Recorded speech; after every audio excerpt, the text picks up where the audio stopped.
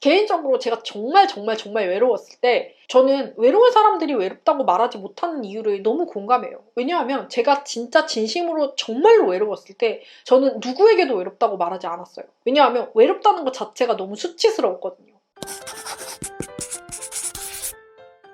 저의 핵심 감정 중에 하나는 외로움이에요. 저는 남들보다 외로움을 더 많이 타고 자주 타는 편이에요. 그리고 제가 일하는 형태가 프리랜서로 혼자 일하거나 아니면 박사 연구를 위해서 집에서 혼자 연구를 할 때가 많다 보니까 더 외로움을 많이 타게 되는 것 같아요. 제가 이렇게 열심히 SNS를 하고 그림이기를 그리고 유튜브를 찍고 릴스를 찍는 것도 제가 외로워서 사람들과 연결되어 있다는 감각을 느끼고 싶어서이기도 하고, 또 하나는 사람들이 외롭지 않았으면 좋겠는 마음에서 이렇게 열심히 컨텐츠를 만들고 있는 것도 있는 것 같아요. 저는 코칭 심리학을 공부하고 그림일기를 그리는 작가 서늘한 여름밤입니다. 오늘은 외로움에 대해서 한번 이야기해볼까 해요. 우리가 외로움에 대해 갖고 있는 착각 중에 하나는 혼자 있는 것 이꼴 외롭다입니다. 사실 혼자 있어도 외로움을 느끼지 않는 경우가 있죠. 우리가 혼자 집에서 편하게 쉴 때 혹은 고독을 원할 때, 자연 속에서 혼자 있을 때 외롭다는 감정을 느끼시는 분들은 별로 없을 거예요. 그런데 반대로 같이 있을 때도 외로울 때가 많아요. 우리 그럴 때 있지 않나요?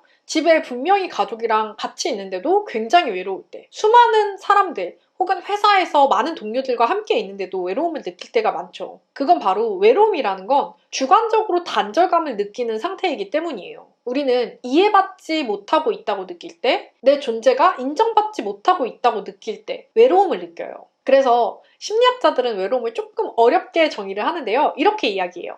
친밀감과 유대감 등의 관계적 욕구가 충족되지 못했다는 상황적 인지로 인해 주관적으로 경험하는 불쾌한 정서 상태다. 자, 이게 좀 어려운데요. 친밀감과 유대감 등의 관계적인 욕구, 이 욕구가 우리는 충족되어야 돼요. 그런데 이 욕구가 충족되지 못했다고 우리가 생각을 한다는 거예요. 그러니까 실질적으로 이 욕구가 충족되고 있는지 없는지는 모르겠으나 우리가 생각했을 때 지금 욕구가 충족되고 있지 않아 라고 생각을 한다는 거죠. 그로 인해서 주관적으로 불쾌한 감정을 느끼는 것, 이것이 바로 외로움이라는 것입니다. 심리학자들은 같은 말도 어렵게 하죠. 자, 그럼 외로움의 증상들은 무엇일까요? 가장 첫 번째는 외롭다는 주관적인 감각입니다. 그런데 이것 말고도 다양한 증상들이 같이 나올 수 있어요. 누군가는 외로움이라고 느끼지만 누군가는 슬픔, 공허함, 단절감이라고 느낄 수도 있고요. 외롭기 때문에 연결감을 간절히 바라는 것도 외로움의 증상일 수 있어요. 혹은 사람들과 만났을 때 내가 오해받고 있다고 느끼거나 비판받고 있다고 느끼는 것도 외로움의 한 증상일 수 있습니다. 분명히 사람들과 만나고 싶은데 사람들을 만날 때 너무 지치고 소진된다는 느낌을 느끼는 것도 외로움의 증상이고요. 마지막으로 계속해서 불안하고 우울함을 느끼는 것도 외로움의 증상일 수 있다고 해요. 이거 외에도 외로움과 거리가 있어 보이는 행동들도 외로움과 관련이 있는 경우가 있는데요. 대표적으로 과소비를 하거나 폭식을 하거나 과음을 하는 것, 이게 바로 외로움의 증상들일 수도 있고요. 사람들을 만났을 때 과도하게 경계하거나 사람들을 의심하는 것도 외로움의 증상일 수 있어요. 이렇게 생각할 수 있어요. 아니, 외로우면 사람 만나면 되잖아. 사람들 만나서, 친구들 만나서 즐겁게 얘기하고 이러면 되는 건데 왜 그런 외로움을 갖고 끙끙 앓느냐라고 생각하시는 분들도 있는데, 그건 외로움이 우리한테 미치는 영향을 제대로 이해하지 못해서 그래요. 외롭다는 건요, 제가 주관적으로 경험했을 때 마음의 수분이 바짝바짝 말라버리는 듯한 느낌이에요. 근데 건성 피부인 분들은 아시겠지만 피부가 너무 건조할 때 물을 만나면 어떤 느낌이 들어요? 따끔따끔해요. 그런 것처럼 외로운 사람들도요, 외롭기 때문에 관계에 대해서 굉장히 예민해지고 부정적으로 민감해져요.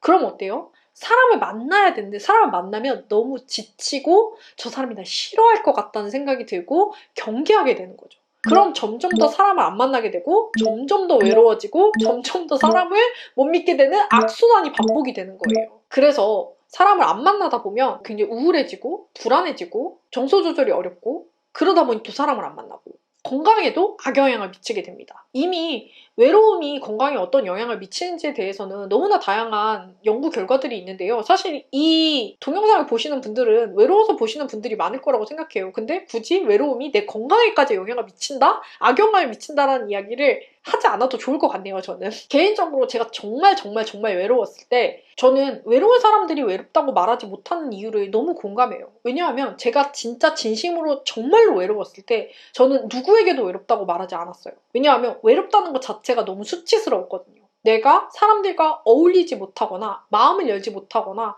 혹은 혼자 있지 못하는 사람인 것처럼 보일까봐 저는 너무 두려웠어요. 사람들은 독립적이어야 된다, 혼자서도 잘 살아야 된다라는 말을 정말 많이 하잖아요. 근데 외롭다는 게 마치 내가 혼자 못 살고 굉장히 의존적이고 나약한 사람처럼 느껴져서 그래서 더 숨기고 싶었던 것 같아요. 근데 외로우면 나약한 걸까요? 저는 제 영상을 통해서 늘 얘기하지만 우리가 느끼는 감정들은 다 우리의 생존과 연결된 이유가 있어요. 외로움은 왜 느껴지는 걸까요? 우리는 무리를 지어서 살아가는 동물이에요. 더 나아가서 무리를 지어서 살아갔기 때문에, 사회적 동물이었기 때문에 생존할 수 있었던 종이에요. 우리가 무리를 지어서 살아가는 종에서 고립되어 있다는 건 무슨 뜻이에요? 높은 확률로 생존 확률이 훅 떨어진다는 거예요. 다 같이 사냥해서 먹고 있는데 나 혼자 있어. 다 같이 서로서로 지켜주는데 나 혼자 있어. 그러면 굶어 죽거나 공격당할 확률이 높아지겠죠. 그러면 우리가 생존하려면 어떻게 해야 돼요? 혼자 있는 걸 좋아하면 안 돼요. 사회적 동물들이 혼자 있는 걸 좋아하면 사회적 동물일 수가 없어요. 혼자 있을 때 불쾌감을 느끼고 알람 신호를 보내야 돼요. 야, 너 지금 너무 혼자 오래 있는데? 너 이러면 죽을 수도 있어. 빨리 사람들과 다시 어울려라는 신호를 보내줘야 되는 거죠. 그게 바로 외로움이에요. 우리가 외로움을 불쾌하다고 지각하는 건 불쾌해야 다시 사람들과 어울릴 수 있기 때문이죠. 그래서 외로움을 느끼는 건 여러분들이 나약해서도 아니고 혼자 잘 못 지내서도 아니고 그냥 인간이기 때문입니다. 그런데 우리는 외로움을 안 느낄 수는 없어요. 누구나 100% 충만한 상태로 살아갈 수는 없거든요. 외로움을 안 느끼겠다는 건 나는 평생 배고픔을 안 느끼고 살아갈 거야 라는 말과 똑같아요. 근데 그럴 수 없죠. 건강한 사람들도 배고픔을 느껴요. 그리고 배고픔을 느끼는 게 건강하다는 신호이기도 하죠. 저는 외로움도 마찬가지라고 생각해요. 너무 배고파서 속이 뒤틀려서 더 이상 배고픔을 못 느낄 정도가 되면 그거 진짜 문제가 있는 거지만 살아가면서 어느 정도의 외로움을 주기적으로 느끼는 건 저는 건강한 신호라고 생각합니다. 그러면 외로움이 찾아왔을 때 어떻게 대처하는 게 좋을까요? 심리학자들이 말하는 다양한 방법을 제가 3단계로 준비해왔어요. 가장 첫 번째 단계는 외로움을 그냥 있는 그대로 인정해주는 거예요. 우리는 외로움이 들 때 거기서 즉각적으로 벗어나고 싶어요. 그건 불쾌하거든요. 그래서 우린 뭐 하죠? 쇼츠를 보고 술을 마시고 쇼핑을 하고 폭식을 하죠. 그렇게 즉각적인 만족을 통해서 외로움을 해소하려고 하면요, 결국에는 장기적으로 안 좋은 결과가 나타날 수밖에 없어요. 즉각적인 안도감을 찾아 회피하기보다는 그냥 외로움을 있는 그대로 느껴주는 거예요. 아, 나 요새 사람들 안 만나니까 되게 외롭고 좀 불안하다는 느낌도 들고 세상이 나 없어도 돌아간다는 느낌이 들어서 되게 슬프다. 이렇게 인정해주는 거죠. 근데 여기서 내 외로움을 느껴줄 때 중요한 지점 중에 하나는 왜를 물어보지 않는 거예요. 왜 외로워? 라는 거는 나에 대한 비난이 되기 쉽거든요. 너 왜 외로워?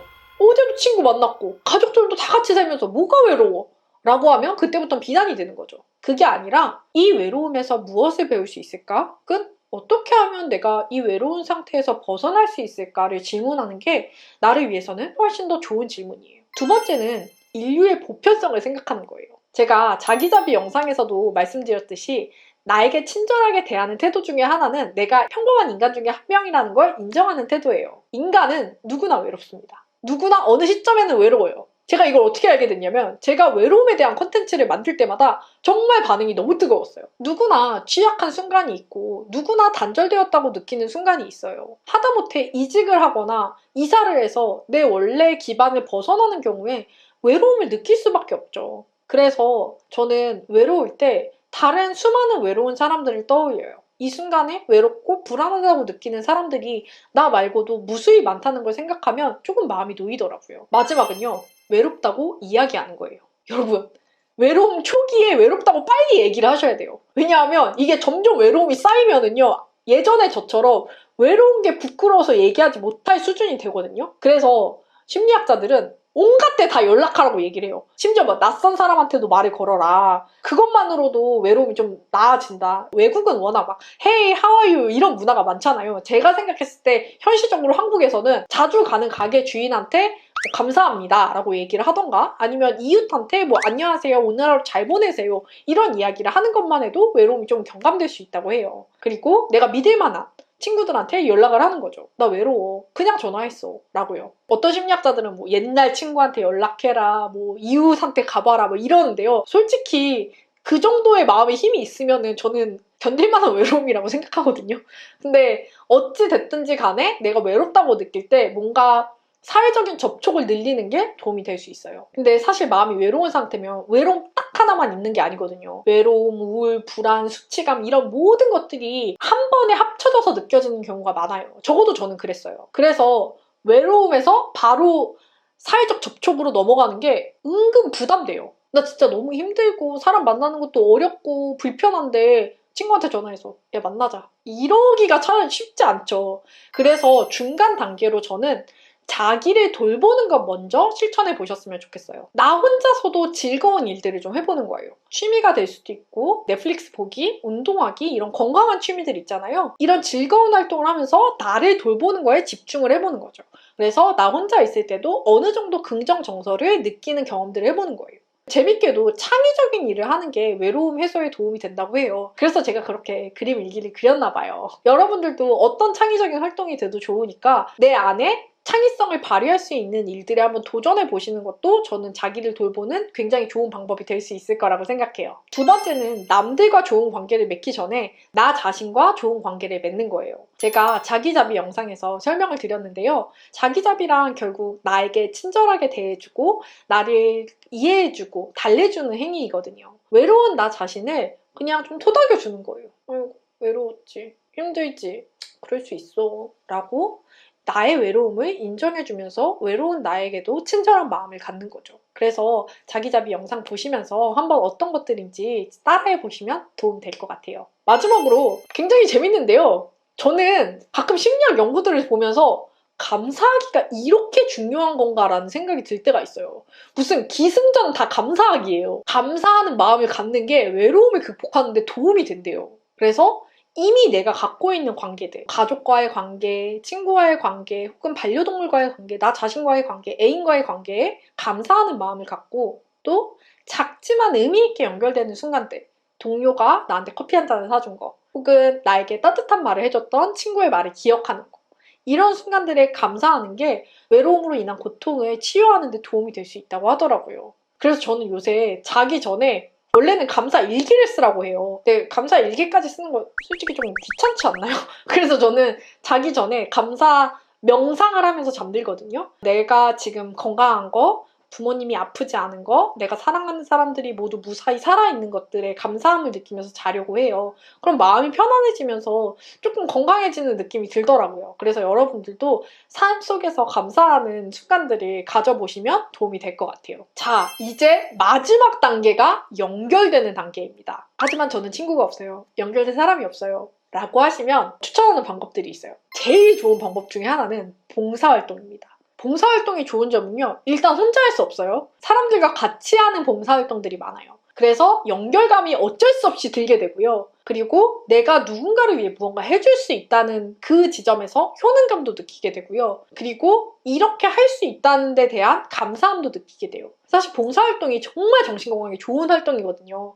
그래서 여러분들도 뭐 집 근처나 지역사회에 봉사활동을 할 수 있는 곳이 있는지 찾아보시면 좋을 것 같아요. 저는 특히 유기견 봉사활동을 추천드려요. 강아지들이 주는 그 사랑과 그런 것들을 통해서 치유받는 사람들이 많다고 하더라고요. 그래서 저도 조만간 한번 가보려고 생각 중에 있어요. 그리고 요새는 다양한 커뮤니티 모임들이 많잖아요. 뭐 소모임 어플도 있고 독서 모임도 있고 아니면 그냥 정말 대화를 위한 모임들도 있고 이런 모임들을 적극적으로 찾아서 한번 등록을 해보시는 것도 추천드리고요.